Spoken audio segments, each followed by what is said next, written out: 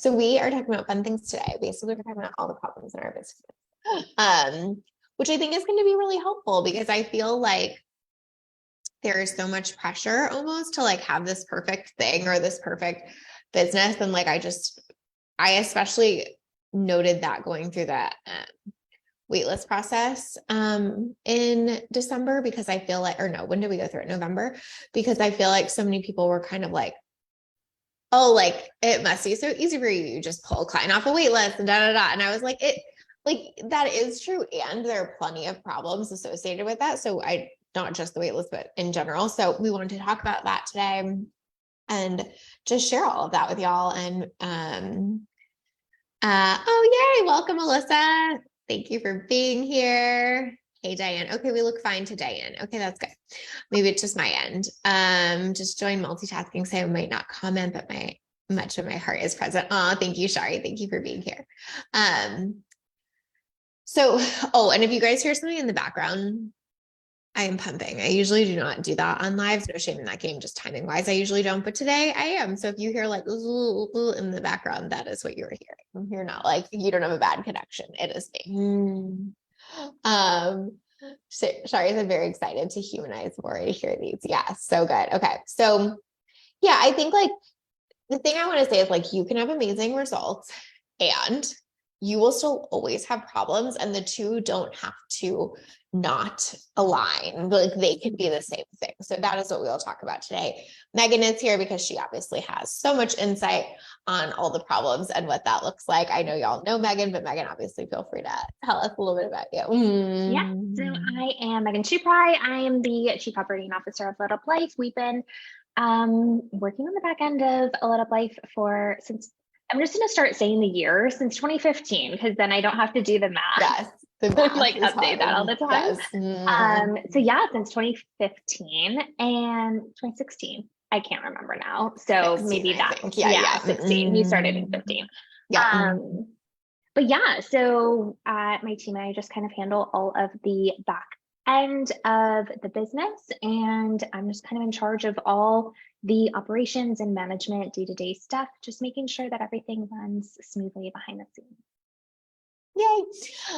Okay, cool. So let's tell everyone all about our problems. Oh, also remember that if you comment today, you are entered to win. What are we? Hold on, I wrote it. Content bundle. So content bundle is Megan and I's like joint bundle on everything related to creating and repurposing content. So any comment today, we will pick someone to win that bundle and give it to you for free. If you already have it, you can pick something else too. But that is what we're doing today. So, okay, first problem that I feel like is very helpful to share, because I want to talk about the wait list, because like I was saying, this is like specifically what I was hearing it around the most. But so we have a wait list. I don't even know what it is at this point. It's like well over 500. I haven't looked in a little while. And when we opened it in November, we had 93 applications. So 93 applications for a spot is obviously amazing. Like, so grateful for that. I think that's so awesome. Like, nothing at all wrong with that. And one of the problems is we just have no fucking idea how ready people are on that wait list at all. Hey, Janet. Hey, Kate. Thank you guys for being here. We just have like no fucking idea how ready people are on that wait list at all. Like, we don't categorize or tag in any way, shape, or form there. And we could, right? Like that could be a problem we solve, which we can talk about. But we do not at this moment, because at the end of the day, that's not a worthwhile problem for us to solve right now, because we always have enough applications for this spot. Now, if we wanted to target more, or if I thought I had another program coming, or we wanted to narrow it down more, or I wanted a better idea, there's certainly ways we could do that. Megan, you can talk about that for sure. But it doesn't necessarily make a lot of sense to spend a ton of team time being like, okay, we need to qualify, track, target the wait list in any real way, because it's not a problem, but it is a problem in the sense that like I could have gotten 10 applications, I could have gotten 20 or I could have gotten 200. Like I literally never have any idea. Yeah. And I think, cause like right now, I think the only things that we track are like the day that somebody signed up for the wait list and then if they submitted an application. So like, those are the only things that we're tracking. And so like, we could like have some type of, tags based on like, how new or advanced are you in business? Like how long have you been in business? What kind of business do you have? Like anything like that. So there are so many different things that we could like tag and track and kind of like sort by. But I think like you said, it hasn't been a priority. We haven't needed that information for what we're using the waitlist for, right? Like I think if it's something where we were doing a waitlist for something else other than just one-on-one coaching and or if you were looking for like something very specific for some reason, then I think that that's when we'd want to narrow that down a little bit more. But I think just for the purposes that we have it's also something that, we started the wait list, gosh, I don't even remember, 2020, end of 2020. And so at that point, it wasn't something that we needed like to track a bunch of things, right? And so it's something where as this has evolved, we've kind of added some, we've added like, when did you join the wait list, things like that, which automatically tracks an active campaign for us. But it's not something that we had set up from the get-go because at that point, we didn't know what this was going to look like over the next few years, right? Totally. I mean, yeah, I had no idea this would even be a few years, right? Yeah. What else makes it complicated is that we have some people who have been on it since, I think we started it in May of 2020. So we have some people that have literally been on it since May of 2020. They may not even know who I am anymore, or they might be like very ready. Janet was like, I'm ready. Thank you, Janet. We're excited to have you live too. But like, it's just totally depends. And, or what I've had the situation happen of a lot is like, someone will message me and be like, oh, like I would love to work with you, but I just signed up for a coach right before you opened applications or different things like that. So it's just like, there's so many things there that we could track, but don't. And like, technically it's a problem in that I never have any idea how it will work out, but it's really not a problem in the sense that like the outcome is always there. And so that's something I want you guys to really think about today is like, is it a problem because I'm hearing someone else say I should be doing it a certain way or doing it perfect? Or is it actually a problem because it's impacting my outcome? And that's like one of the key like factors that we use to sort of filter things is like, does this prevent me from filling a spot? The answer is no. Are there 500 issues with it? Yes. Do we have to fix any of them right now? No. Right. Another thing that, Megan pointed out is if you had a different business or a different situation, the answer might be 100% yes. Like, excuse me, like a long time coming. Like one of my clients really does need to tag and filter people as they come into her world because she has programs at 3 different levels. And so unless we do that, it gets very confusing. Right. And so that really is like quite an important problem for her to solve in her business. But again, it's like dependent on the business. So just like remembering it's okay to have problems. It's just the question is always, is this drastically or at all impacting my outcome?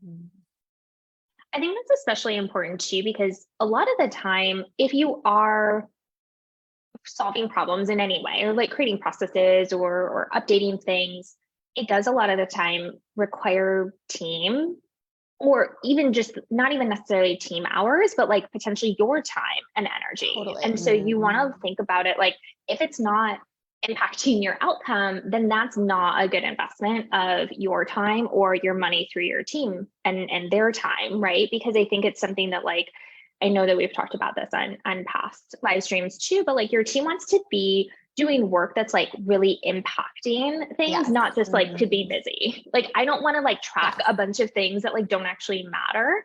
I would be really into tracking things that like are actually useful information that is giving us more, things that do impact other parts of the business, right?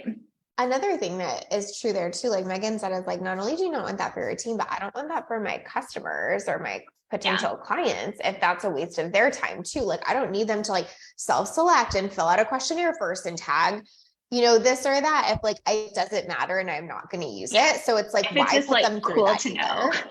Yeah. Yes. It's just like, and like, we're data freaks. Don't get me wrong. Like, obviously, right? Like, I have a whole business called Dateable. I'm like into it, but like, why ask a question that I don't need the answer to, or have my team and my potential clients have to jump through hoops that like doesn't actually solve a problem. So yes, just remember that. Thank you, Navika. Stephanie said, was just listening to this waitlist combo with Fab, such a great combo. Oh, good. Thank you for listening to the podcast. Hey, Jordan, happy to have you. Okay, so that's one thing. Another thing is we have like quite outdated email sequences, if you've been through them, that we haven't updated in like years, I think.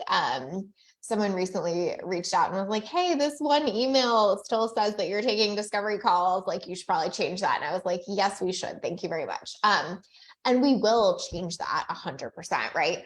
That one little one, like to like, obviously like not have misinformation out there, but it's just okay. Like it's so helpful to give yourself that peace and permission in business to just be like, this is a thing and I don't have to do anything about it. Like, eventually we probably will, but at the end of the day, like, one, is it impacting our outcomes? No. Two, is it like, here's the real question. Is it just an ego thing? Like, does it just make my ego feel like a little like, oh, that somebody's reading something from 3 years ago instead of that I updated last week? That's the shit we have to get over sometimes, because the truth is that is not a good use of my time right now. Like, my time is much better spent serving the clients that we have, doing a really, really great job, staying consistent and present, and then otherwise like not doing that, like being with my baby, right? So it's just helpful to be like, can you like handle the tension of someone else seeing that you have something imperfect in your business, and can you not make that mean something about you or your success or whatever? Like, I don't worry about anyone seeing those emails and then like not hiring me because of that. And if they do that, like, that's just going to have to be their choice, and that's fine, but like, it's not a thing.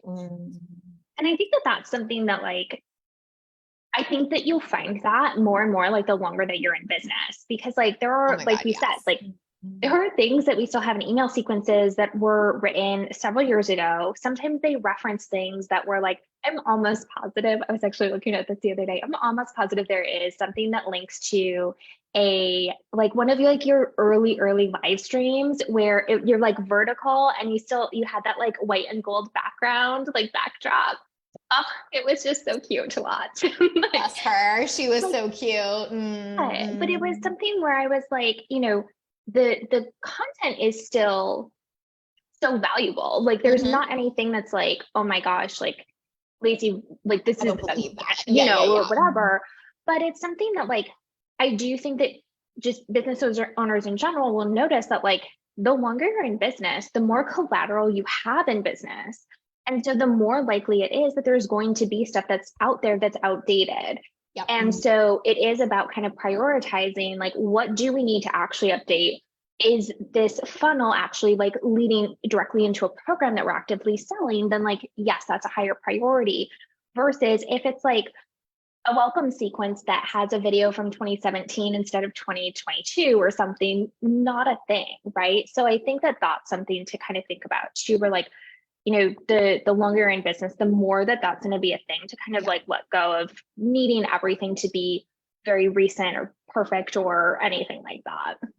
100%, even branding or stuff. I'm sure Yeah. we'll still find different stuff that has like old branding or whatever. It's just like, this does not have to be a thing. You know what I mean? So funny. Oh, I love that. Katel was saying, hi, Katel was saying hi to Devika. That's so cute. I love that. Hey, Manisha. Jess said, I think it's so cool for our audiences to see that we are consistent enough to use our old content too. I think that's so true. Yes. Diane said, so helpful. I totally stress about this. Yeah. And again, like, I think like Megan said, like the only time I mean, I would try to never stress about it, but the only time I would like actively want to do something about that is like if we were about to like go into a launch for that program and that was like actively leading to that or something, then I might be a little bit more intentional about like keeping that updated.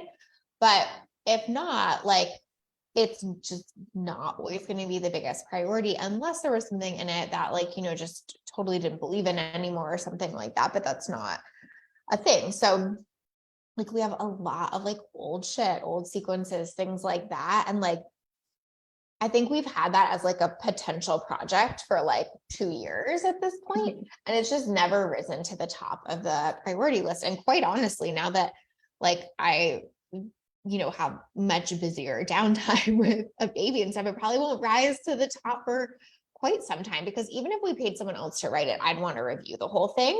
So it's also just like paying attention to like time, money trade-offs that make sense for you too, where it's like, maybe I would be happy to even spend the money on it at this point, but do I necessarily want to spend all the time on that? That I really for sure don't. So just like giving yourself the permission there. Okay, so next thing is, oh my God, this is my favorite one. Are you guys ready? This is such a big problem. My business needs me to run.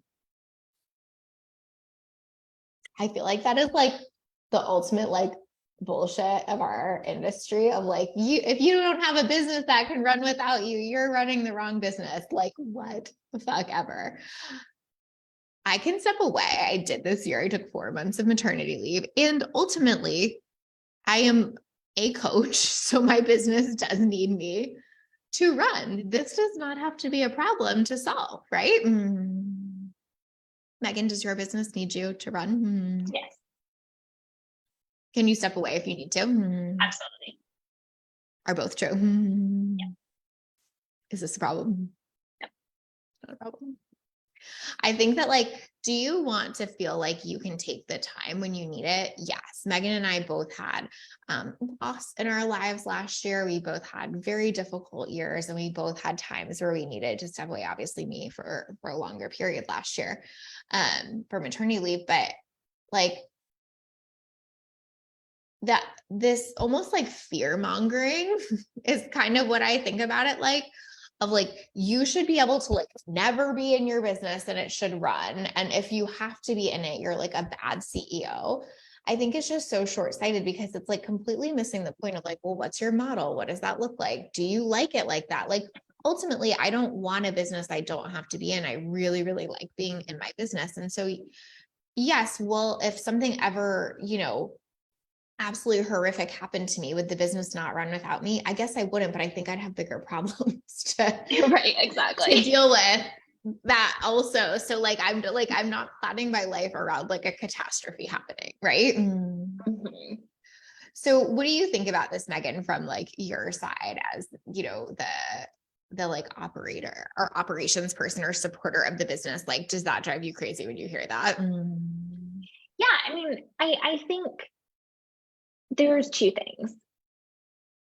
I don't like to get super ranty, but this might be a little bit of a rant. Here's your soapbox, my dear. Step on up. I feel like too much, like if a CEO becomes like very absent from the business, I think that ends up putting a lot of undue stress on the team.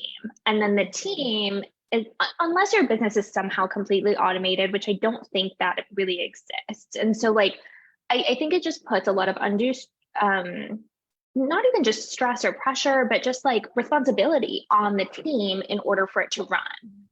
Right. And then it becomes, I think that it can create situations where then the team kind of feels like they're the ones in the business every day. Where are you, CEO, who is, you know, like it just feels like it's imbalanced, and it just kind of feels like there's a little bit of a disconnect there. And I also think that then what I have seen happen is that like a CEO steps out for a really long time, team is running things, then they step back in and kind of are like, well, what's going on? Why is this happening this way? And stuff like that. And kind of, again, kind of almost like putting all the responsibility on the team. Yeah. When ultimately it's not their business, right? So I think that is a thing that like, when you know the industry in general talks about like you shouldn't be to be in your business every day and stuff like that. And I think that it's like there's a balance there. I think that you don't necessarily need to be in your business every day, but that also doesn't mean that you should never be in your business and that like you're bad or wrong or like an awful CEO if you're never in your like if you're in your business, right? Yes, Jess said flexibility and absence are two wildly different things. And I think that's exactly the point you're saying, right? Like, absolutely be flexible when you like need the time or have stuff that takes away. And like just being totally absent and calling that being a good CEO and like labeling that as like, oh, look at me being a good CEO. I can be completely absent from my business. Like that ain't it. Mm-hmm. Yeah. Steph says such a pet peeve hearing the BS of running without you. You may not need to be in all aspects of your business, but you still need to be to serve your clients and make decisions as the CEO. Yes. Yeah. Shari said that problem is also a shitstorm if your spending is so high that you never give yourself the runway to take the time and space. I think you've solved the real problem through leveraging your finances beyond just making more money through the business to give yourself that security versus if you're living launch to launch and expenses are taking all of your revenue, you are more dependent on your biz income if major shit hit the fan. Yes, very true. Very true. I think that what I see that's like so relevant to what you're saying, Shari, is like, I see so many people spend so much money trying to make so much more or get themselves out of the business that then they're so over leveraged and that they've completely missed the point of any of it. So it's like they actually can't step away because they're spending so fucking much money, right? That then you're trapped. And I think that's exactly what you're saying. And I think that's so true. Like that actually would be a problem in your business. Like the problem of like, I have to show up and serve my clients in my coaching business is not a problem to solve. So like, I just had to let go of that noise a long time ago in our industry of like, this isn't scalable. You're so needed, da, da, da. Like I am really needed in my business and I like it that way. And I don't think that's weird. Like for a coach, like just like if I hadn't chose to go the coaching route and I was a therapist, I would be needing to work as a therapist. Like I just don't, it's not a thing. So true. And then if you do step away, you beat yourself up for not being in it. Right. Versus being like,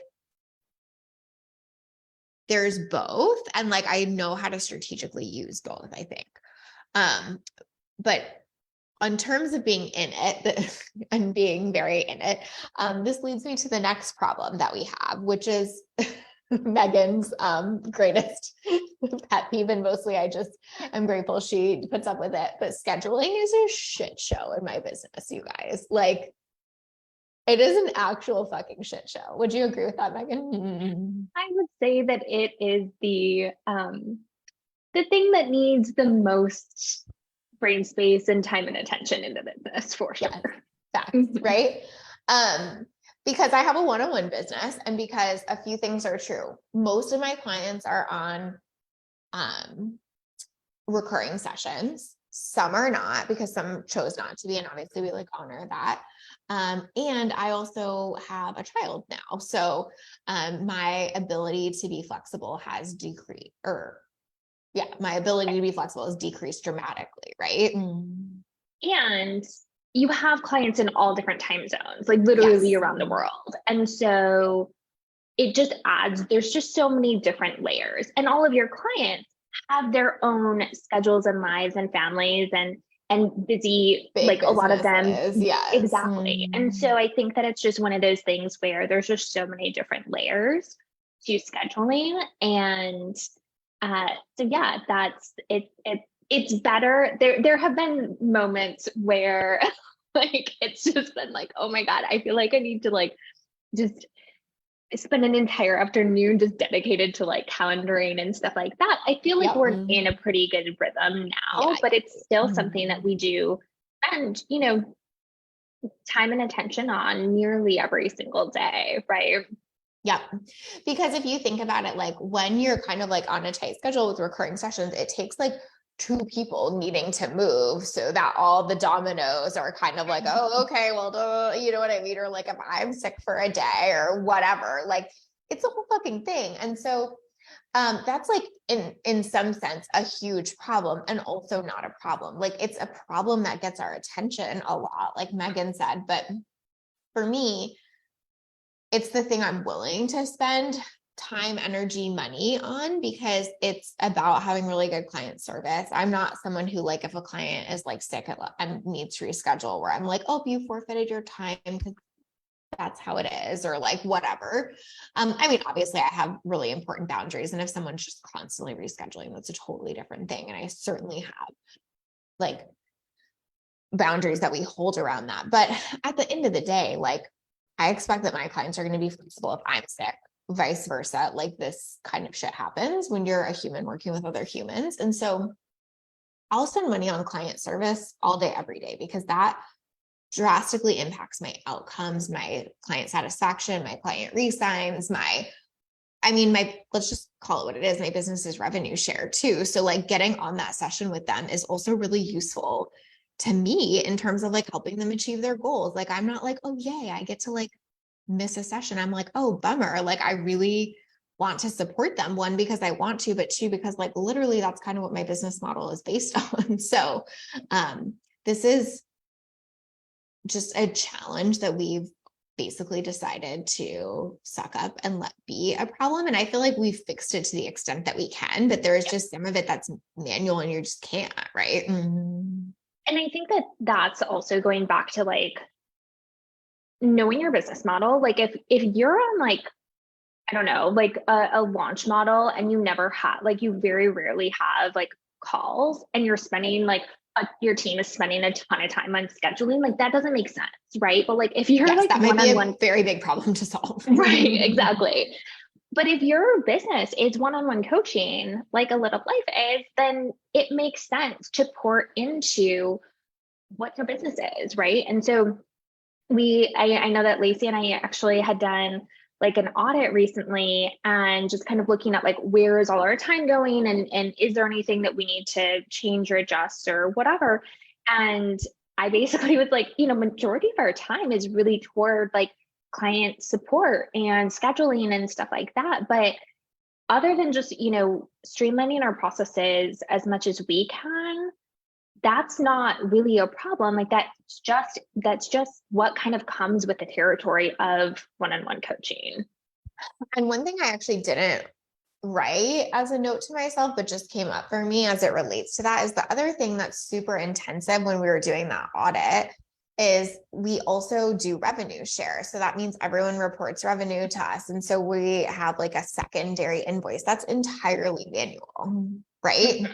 Anytime someone asks me about revenue share, I'm like, do you have a great team and are they available to do manual processes? Because this is how this rocks, right? Yeah. Like there's no way, like I can't predict like, oh, so-and-so's income is going to be this. So like, let's just always schedule that out. Like that's not how it works. So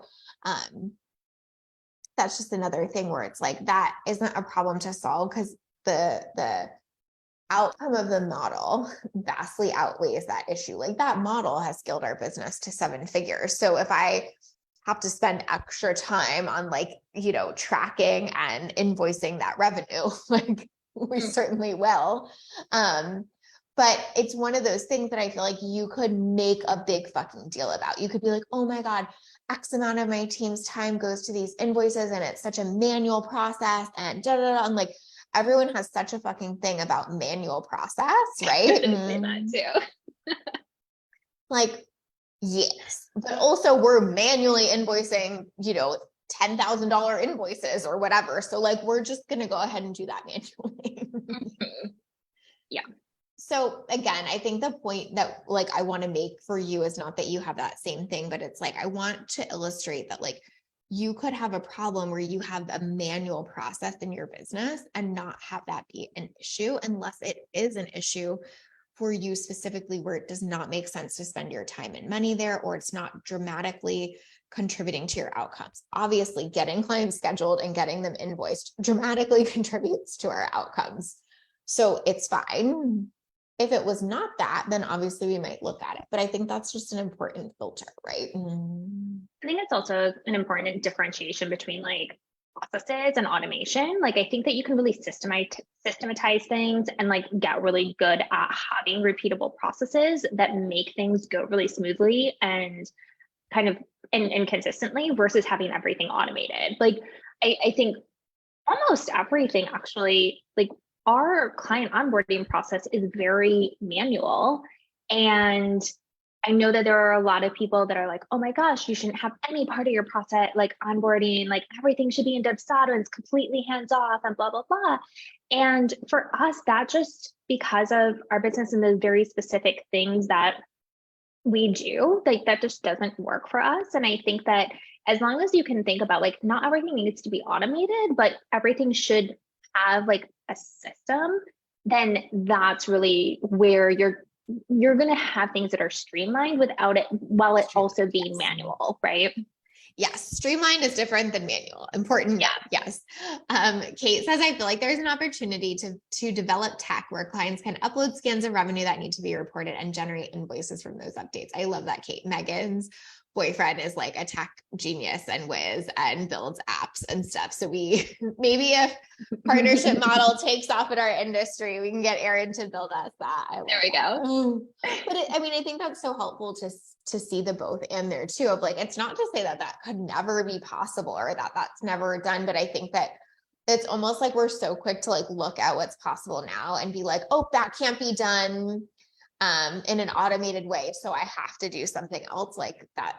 That's not true, but also automations may arise. I mean, again, I'm not going to derail this live stream again, but I am going to have Jen come and do one with us. But we also, if you're on the Dateable list, we sent out a ChatGPT email today because we have a lot to say about it over there. But like, I didn't think like a thing was going to be able to write content in my voice, and yet here we are. So like, who knows what's coming, but you don't have to make decisions just based on that, right? Okay, good.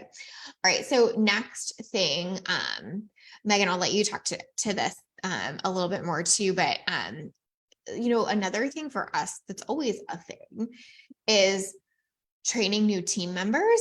But again, I think people will label that as like a problem and such a big deal. And like, you should have the perfect team and they should be operating perfectly all the time. And if they're not, you're doing something wrong. And like for us, the truth is it's just not really a problem. It's just always something we're doing. Like we're always training new team or refining how we do things. And it's constantly a process in our business without being a problem, but it is a problem by the standard of like, is our team perfect? Do you know what I mean?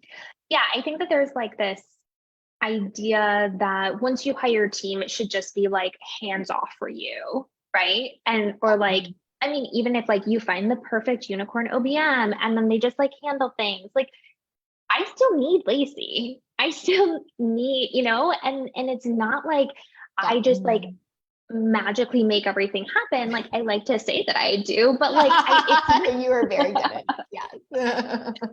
But it's not like it's something where like if your team still needs you or if your team still needs you to like pour into them and continue to train them and continue to do things like to be a leader. Yeah, like that's just part of it, right? And that's not a problem in the sense of like you're not doing anything wrong if your team still needs you, right? Like I think that there's still like obviously if it's something where like if there's something where like it's not working, right? Like that's a different conversation. Yes. But I think that it's going to just always be a thing. We are constantly pouring into our team. We're constantly providing new trainings and new resources and like passing new things or updating processes and training them on that or bringing new people in for different things, whatever. And so I think it's just like, that's just part of the business as it grows. And the more team members that you have and the more projects that you're working on, it's likely that there's more like small things that you're going to have to continue to refine and, you know, all of that. But it's not like a one and done. Like, oh, I hired the perfect person and now it's hands off and I never have to like, you know, have a conversation with them about this thing again or something. Like, that's just not real. Right. It's almost like how easeful is the process of that? Like I made whatever, like a 14-minute training video the other day. it took 14 minutes of my time, but we have a very easeful process in terms of like where I put that video, who it goes to, how it gets disseminated, how that gets used, like all of those things. So it's like, I think it's just helpful to be like, technically that's a problem we're always working on. But again, it's like one of those things where it's like, I think team is the most important thing in my business. Like I would not be able to operate without it. So to pour time and energy into that and label it as pouring versus problem, I think is so important. Hey, Stephanie, it's good to see you. Thank you for being here. Yes. Okay. Even using it. So good. Right. I'm obsessed.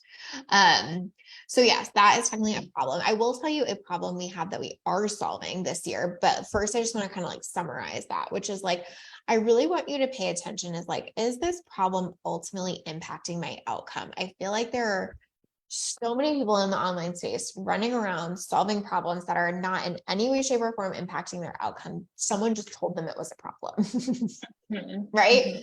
It's a problem if you don't have automation. They just go try to solve it. It's a problem if you're not tagging your leads better. They go try to solve it. It's a problem if you're training your team regularly. They go try to solve it. Like, I really want you to like get narrowed in on what problems am I solving that ultimately impact our bottom line and our outcomes?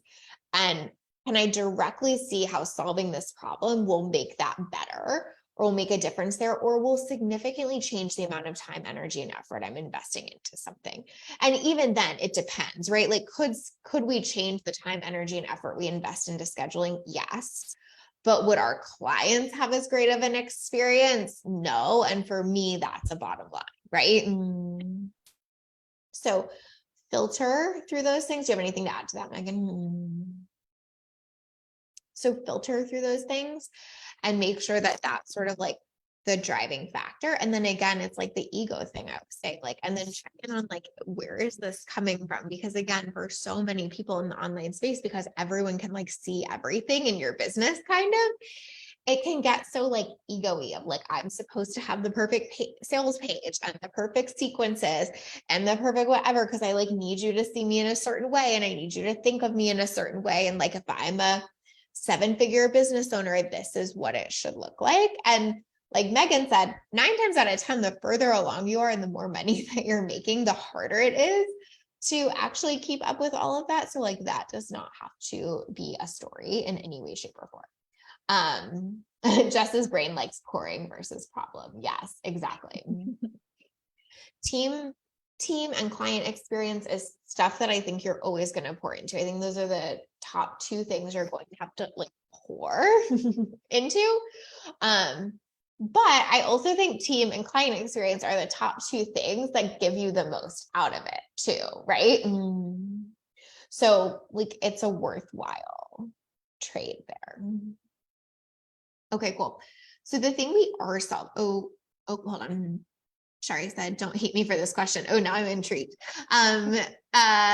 Don't hate me for this question, either of you, but I've heard many people talk about the distinction between being irreplaceable versus having such clear systems processes that if there's ever turnover, you're not screwed. But that's obviously a bit at odds with the depth of a relationship and having a specific right-hand person. Thoughts? Oh, that's a great question, Shari. No, totally don't hate that. I'll share what I think, and then Megan, definitely super curious on your thoughts there. But like, I think it both are true. Like, I think that in some ways Megan is irreplaceable, and that I love our relationship so much. Like the way that we work together, I think is so unique. I'm so grateful for it, and I know that we have systems that are strong enough to handle that. And I think vice versa kind of thing too. Like, I mean, obviously you can speak to this, Megan, but like, and I think I can think of a team member that left us after she was with us for like 6 years. And like, we miss her and like the contribution she made to our business quite a bit. And like, it was relatively seamless because we have a lot of process there. But Megan, tell me what you think about that. Yeah, I mean, I think it's that, like, from my chair, I don't want to feel like I am the only one who can serve my clients. Like, yeah. I want, if something, I know that this is like kind of weird, but I do think of it this way. I used to be really paranoid for a while that like I would get into a car crash and that all my clients' businesses would like just explode because I felt like everything was like it was just in my brain. And so Oh, we love that you. is Thank you for actually one of the caring about biggest, us in that way. Mhm. it's actually one of the reasons why like I really prioritized creating like such streamlined systems and putting everything like not in my brain, but just like in training videos, in Yeah. SOPs and documents, because like for me, that feels more freeing and it feels like I can trust that like if something did happen to me, my clients would all very much miss me, but like would be fine, right? Or like, and I think that it's something where like I know, like I feel the exact same way. Like I know that like our relationship is so special and like Yeah. Mhm. not something that like I'm gonna like trade by any means, but like I also know that if for any reason something like we weren't working together, I know that somebody else could step into the business and follow those same processes, and that would be a pretty simple and seamless takeover, right? And so I think that that's kind of the way that I think of it, where like the relationship is the thing that's irreplaceable, but like Agree.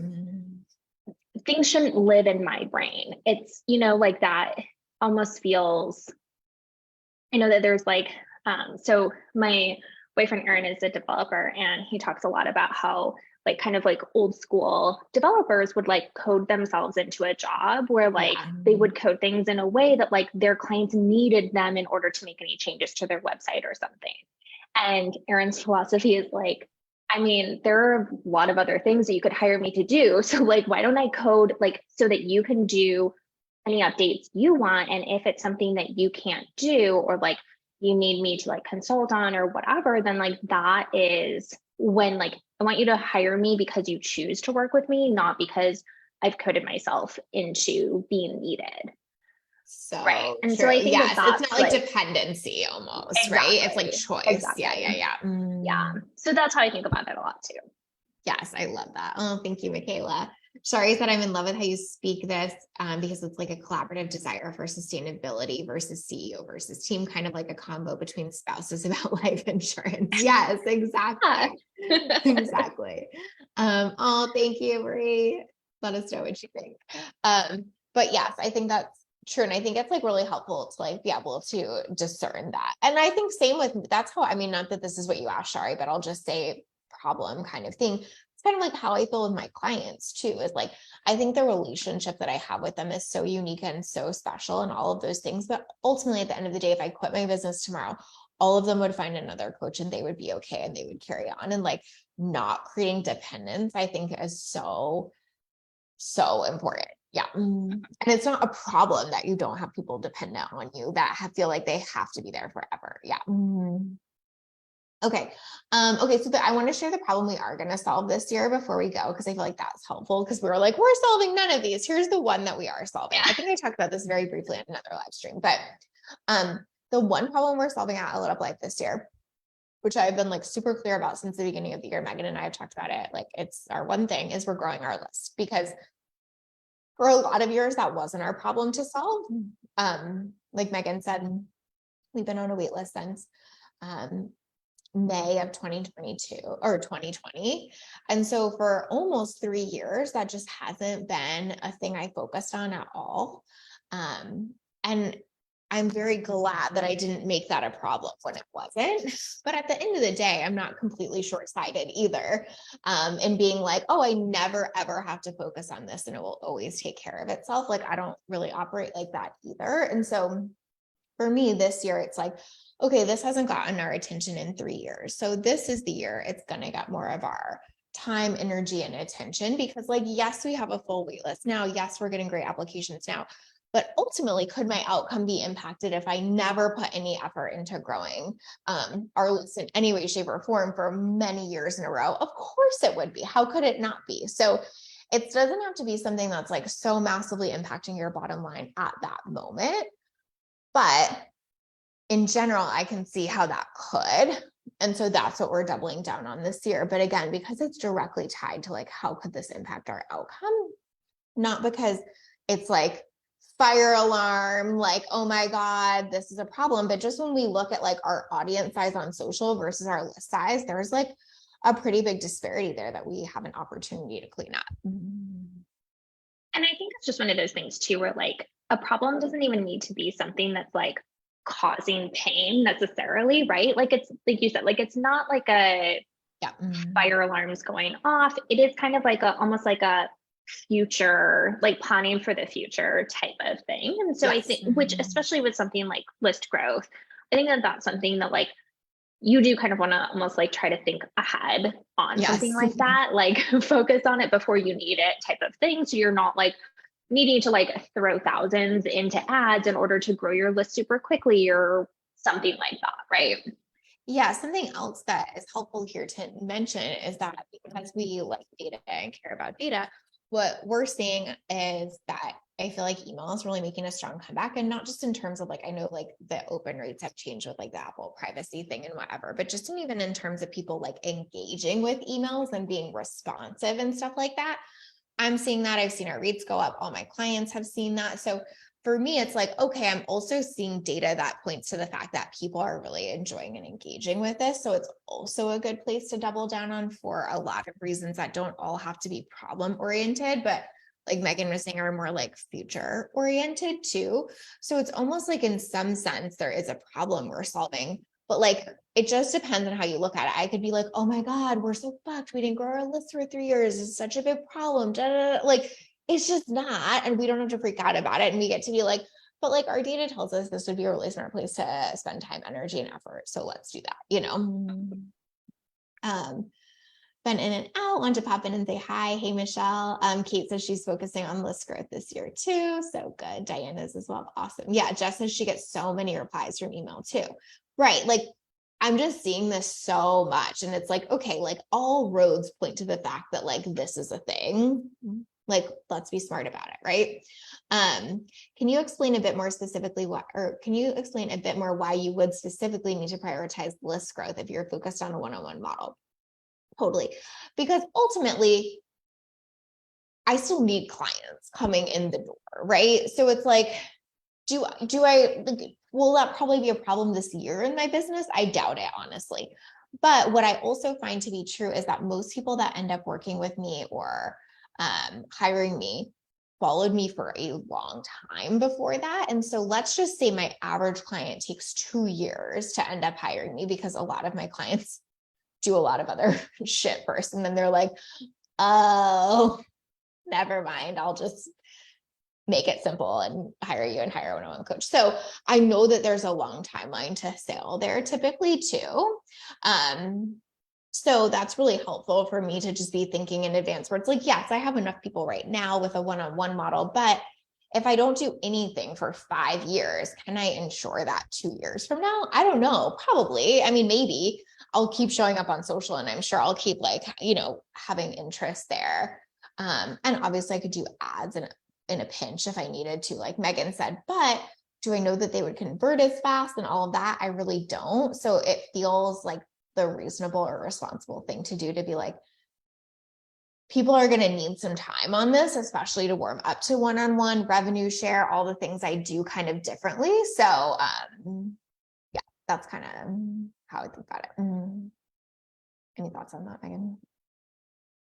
I mean, I think also just like one of your biggest values in the business is just like giving value and like sharing. It's not only about just like numbers or like Yeah. what is like the return on this investment type of thing. Like how am I like it is about just like giving value. And in one of the ways that you can do that is through things that grow your list and engaging the list that you have and sending emails and all of that. So I think that it's also something that just like feels very complementary to how we operate on a day-to-day level too. Yeah, so true. Yeah, Shari said, I'm not convinced email ever died. So good. Jess said my timeline too is insanely short because I'm crazy. It's so funny. Well, thank you for being crazy. Kate says, ooh, I get that too. I've noticed my people always pop into engagement one day saying things like, I've been following you for years now. Exactly. Same. Shari said, yes, helpful to hear that thought process. Good, good. Cool. So yes, that is what we are solving as a problem, but like, it's more a filter too. So that's something I would think about too. Like there are a million problems in our business and we don't really consider them problems, but we are really clear on like how to filter. So like pretty much anything we do this year is going to be filtered through, like, does this grow our list? So like I'm doing, I think I mentioned this on a previous one too, but I'll just say it again, just in case, but I'm doing a masterclass on the partnership model, because I feel like it's so many people are using it now, and I've been getting so many questions that I feel like I'm just going to do a masterclass and tell you everything there is to know about that. But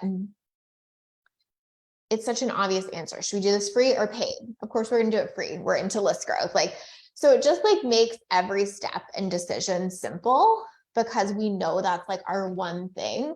And so it's like, okay, well, if our one thing is email list growth, what makes sense here? Okay, done. And it's so easy to run with things from that place. What day is that? Do you remember? The 5th or 6th?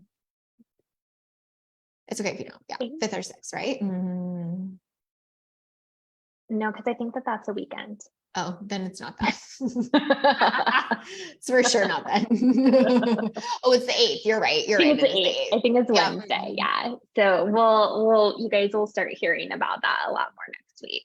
Yes. So if you want to join us for that, we'd love for you too. But yeah, list growth is the thing. So I hope that was helpful. I feel like there's so many more problems we have that we could go into, but like, hopefully those were just a few that like normalize things and also remind you don't have to solve most of them.